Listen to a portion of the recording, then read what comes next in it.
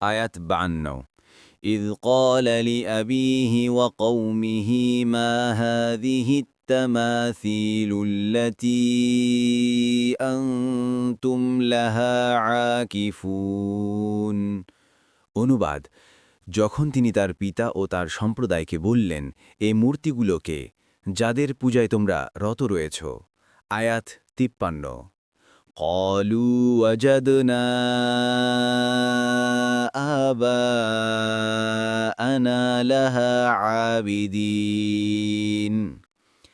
অনুবাদ তারা বলল আমরা আমাদের পিতৃপুরুষদেরকে এদের ইবাদত করতে দেখেছি আয়াত 54 قال لقد كنتم أنتم وآباؤكم في ضلال